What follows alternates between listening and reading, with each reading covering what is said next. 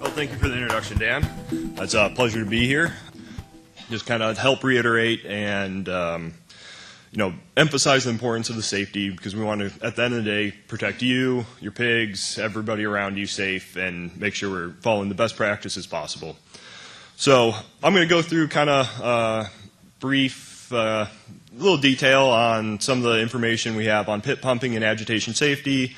Why do we need to do it? What's important? What to look for? And how to keep you safe. So why do we need to ventilate during pumping? I'm sure, as all of us know, as the manure gets agitated, gases are released, and those can trickle up into the airspace. Those gases can be deadly at certain concentrations. They can cause mortality, as I think Dan had on some previous slides. Some of the pig mortality pig numbers from the last couple of years been slightly on the rise. So all the more important to keep this information fresh in your head. Reflect on it now when you're probably not out pumping your pit right now, but just kind of think about it, keep it in the back of your head, so when it does come time to do it, you have all this information there.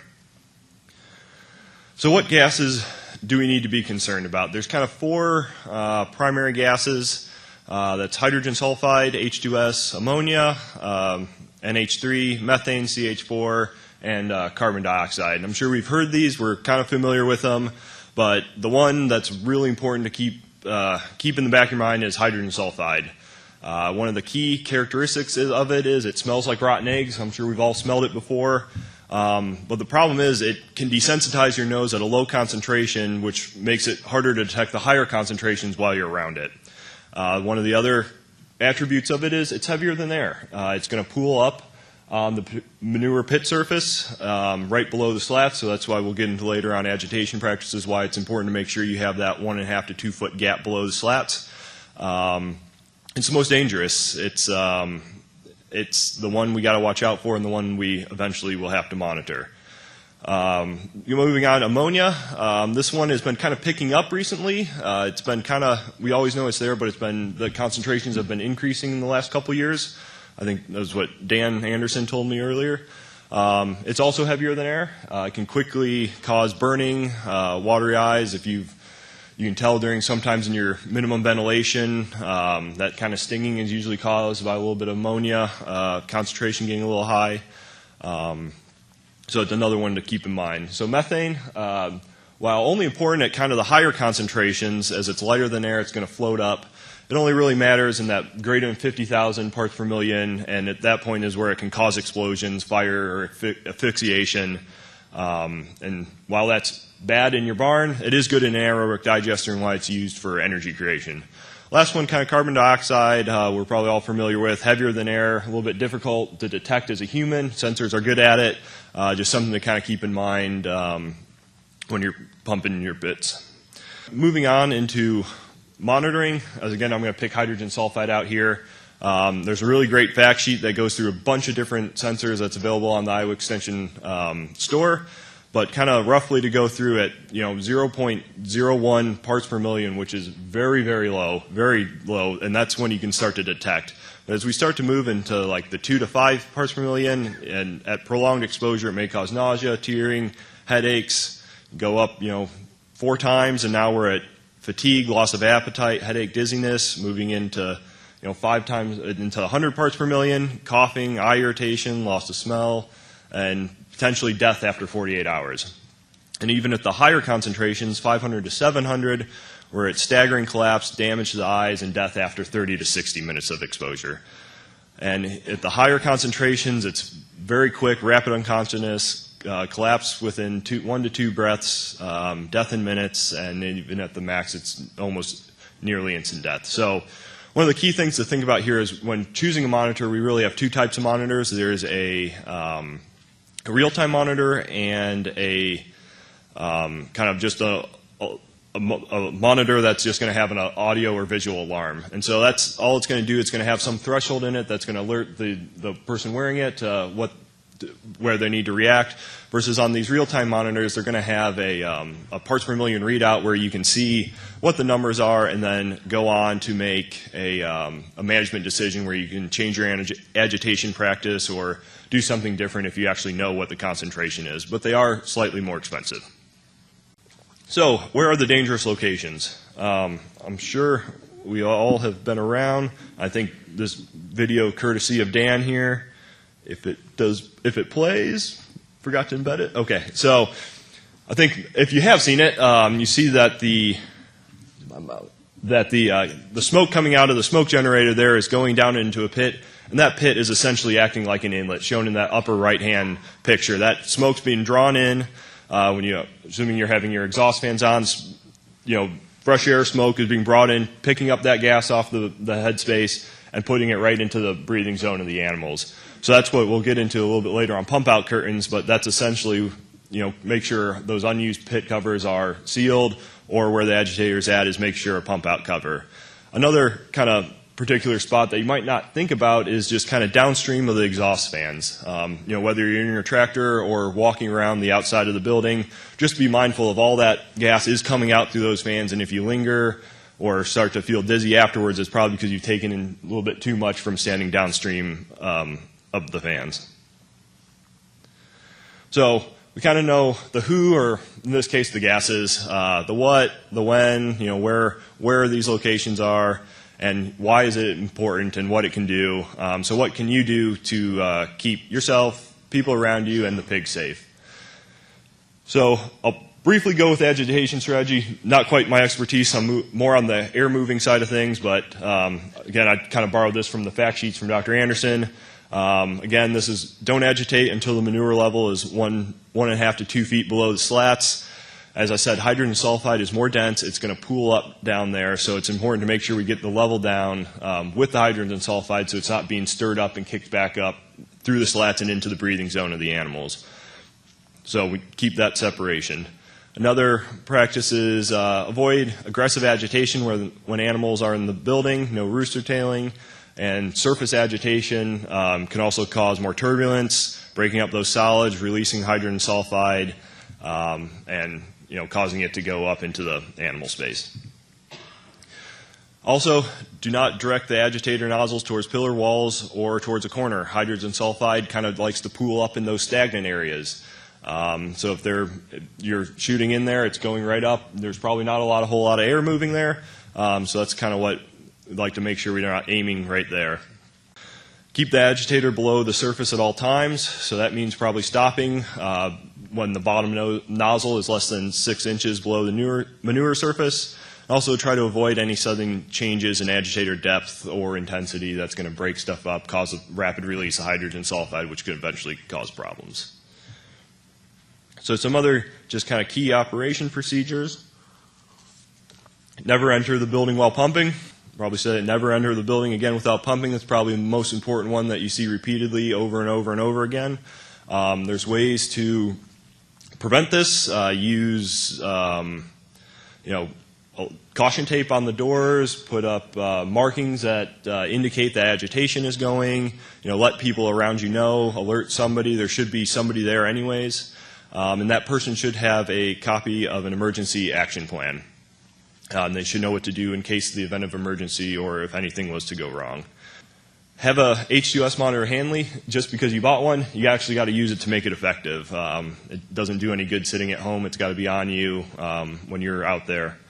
Prohibit smoking, open flames, or sparks that could potentially cause any combustion inside the building. Try to avoid that, and always kind of keep an eye on the animals. At the end of the day, they're a good source of feedback for figuring out if there's any pit gas being involved and they're showing any signs of stress.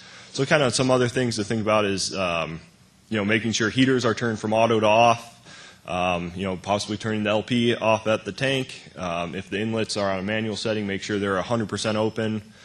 Turn those feed lines off as a possible source of the spark. Turn the lights off at the breaker. Really try to minimize the possibility of any kind of combustion happening. Moving on from some procedures on into ventilation. So I'm going to go through kind of two different ventilation strategies, whether you have a mechanical ventilation or a curtain-sided barn, and then we'll go through kind of different warm weather and cold weather scenarios. So starting with curtain-sided barns that do have some mechanical ventilation, the pit fans or another minimum ventilation fan. Typically, we want wind greater than 5 miles an hour when that wind is perpendicular to the side of the building. When that wind's coming in at an angle, it's going to need a little bit higher, from about 7.5 to 10 miles an hour, to make sure we're clearing, getting enough air exchanges through the room to reduce the concentrations. Let's make sure those sidewall curtains are open and all those exhaust fans are moving air. In the event wind is less than 5 miles an hour, mechanical ventilation is going to be necessary. This is where you're going to close the sidewall curtains and using all the exhaust fans to create the suction to pull fresh air in and exhaust it through the room. The last kind of little note there is if more than 50% of pit fans are removed for pumping and agitations, those curtains should remain open regardless of the wind speed. Kind of a little side note to think about, because again, we don't want to be pulling fresh air in right through the pigs. So that works well in warm weather. Kind of different strategies needed in colder weather, and this is probably where a lot of the problems come in, and especially with the smaller pigs, because we don't want to cold stress them and chill them. With the bigger pigs, maximum ventilation works. Smaller pigs will have to be a mix of mechanical ventilation and using at least a minimum of 25 to 30 cubic feet per minute of air per pig during the pump out. And that's again just to make sure we're getting the air exchanges needed and hopefully not causing any cold stress damage to the pigs. This also can create some static pressure problems in the room, so make sure ceiling inlets are open fully and the curtain might need to be dropped a little bit to reduce that pressure. And with stir fans, if you have any in the building, make sure those are directed to the parallel flow. So if it's across, make sure it's moving air with the wind and you're using everything's going together. So moving on into a tunnel-ventilated barn. Starting with the warm weather case, let's make sure all pit fans are running and at least two large, at least a 36-inch diameter fan. Tunnel fan is also running as well. Open that tunnel curtain on the end wall about 6 to 12 inches. And ideally, you get around 300 to 400 feet per minute at that inlet, which is making sure you get enough airspeed and momentum to get the air exchanges in the room to exhaust the gases. Make sure the ceiling inlets are partially closed if they're powered to force air through that curtain. And another key part here is even once you're done pumping, don't shut everything off. Keep ventilating, for at least 2 hours, and I think I've seen recommendations from 4 to 6 as well, to keep making sure air is moving through the room and any lingering gases are all exhausted. Pump out curtain, I'll get into here on the next slide. Cold weather strategies for tunnel ventilated barns. Run all the pit fans and maybe at least one 36-inch fan. Again, keep that tunnel curtain open, similar to the warm weather scenario. Keep ventilation moving air for at least 2 hours post-pumping. And pump out curtain again, and kind of similar situation with the stir fans, keep it parallel to the flow. So in a tunnel situation, make sure those are pointing down towards the exhaust fan so it's pulling air with the exhaust fans from curtain to fan. Just some kind of other strategies is using that pump out curtain. As you see there in the upper right hand corner of what the pump out curtain is supposed to do, it's supposed to kind of create a seal between the headspace, or between the manure level and the headspace, so that we're not pulling that air directly into the animals and kind of keeping, since hydrogen sulfide is heavier, it's going to stay down, and we're not pulling fresh air through. So that's what kind of our pump out curtain is supposed to do. And as you see in that bottom right hand corner, it's not quite all the way down to the manure level, so it's kind of a little bit ineffective there. So make sure it's actually, when it's installed, it's doing what it's supposed to do. There's kind of a tarp example there on the left as well. Watch for changing weather conditions. That could be wind for current side buildings, and same with temperature changes in the day. With that night air being a little, wind's going to tend to die down at night, as I'm sure we all know here in Iowa. So it's something to keep in mind, that be aware that with those changing weather conditions, that's going to change where gas goes and how much it's being exhausted through the barn.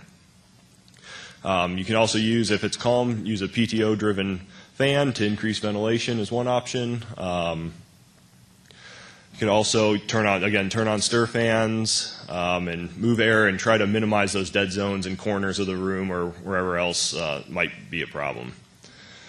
So that kind of wraps up what I had on ventilation strategies during pit pumping, and now kind of getting into something I'm a little bit more related to and spend a little bit more time doing, and I think everybody always needs a good refresher on some best practices in cold weather ventilation.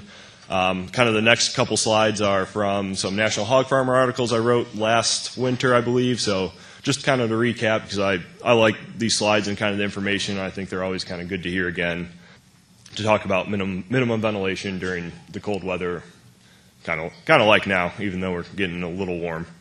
So one of the kind of key aspects of minimum ventilation that I think some people get tripped up on is when we design for minimum ventilation versus when we operate at the minimum ventilation stage. During that design portion of the minimum ventilation rate, we're taking into account the number of animals, the number of air exchanges needed, really to control the amount of moisture inside the room. And so there's some set number of CFM per head that's needed to achieve that minimum ventilation rate. And we use that as engineers to figure out the diameter of the fans and the number of fans needed to hit that design minimum ventilation rate target. We sometimes are not always right. There is genetics, the way the barn's constructed, infiltration, leakage through the barn, all affect this minimum ventilation rate. And that eventually could be adjusted. Sometimes it is right the first time, but not all the time. So that's where it comes into really observing the pig as the feedback and adjusting that minimum ventilation rate. Well, it's not easy if you need to add more fan capacity. You can't just go add another pit fan. But things like adjusting inlet opening, current opening depending on the building, variable speed rate, kind of use the pigs as the feedback to adjust the things that affect that minimum ventilation rate to figure out what the animals need or what's best for them. So it's kind of wanting to differentiate the difference of, do we actually need to measure the flow rate to make sure we're hitting our design target? No, not really. We just really need to make sure the environment in the barn is best for the pigs. And that's what kind of the goal is. Static pressure. Use exhaust fans to create a slight vacuum. And this vacuum is what drives the air through the inlets or the curtain. The indoor pressure is going to be lower than the outdoor, which creates that suction. So you kind of see in the picture there, we have the slight vacuum going in through kind of older sidewall inlet there, just to show the example of how we pull the air out through the barn to create the suction, and we create this static pressure difference across the room envelope, which is the walls, to move air in the building. So ideally, we want the static pressure right around 0.05 inches of water column during kind of the lower ventilation stages, and upwards of about less than 0.12 in the higher ventilation stages. And we can do that with a manometer, kind of the one shown there. That's probably the most common method to measure static pressure. Just make sure to zero it first. There's levels there to make sure it's not off to the side, which can really mess up your measurement. Free of dirt in the tubes, as that can affect it, and making sure the tubes are buffered from the wind, as wind can significantly impact the pressure reading. Kind of my other third kind of key take-home is airflow from ceiling inlets. It's assuming that we have enough sufficient static pressure across our room envelope is what we need to create a good jet coming out of that inlet to create a nice rotary mixing pattern, as we see there on the left. That cold air comes in a jet. It removes moisture and gases off the pigs and kind of makes a recirculation and finds its way out through whatever fan we're using. In the event that there is not enough static pressure, as shown on the right, we tend to get a cold air drop, which I'm sure everybody has noticed. As you stand directly under the inlet, you feel that cold air rushing right down on your head. Because there is not enough momentum to get that air across the room and achieve the rotary pattern shown on the left. Instead, you get a cold air, small little recirculation, and a bigger recirculation zone that kind of turns into a dead spot that accumulates gases and humidity. Kind of one of the problems we see with the leaky barns, and that's kind of what motivated this slide, was with leaky barns through unused tunnel fan shutters, curtains, doors, all other spots where air can leak in. It creates situations where there's not enough static pressure, and we see more often than not the picture on the right instead of the ideal picture on the left. So there's methods of, closing up some inlets or adding fan capacity to help do that, although you don't want to pay extra LP to achieve that. So having a nice tight barn really is a critical step in moving forward for improving air distribution and the quality inside our rooms.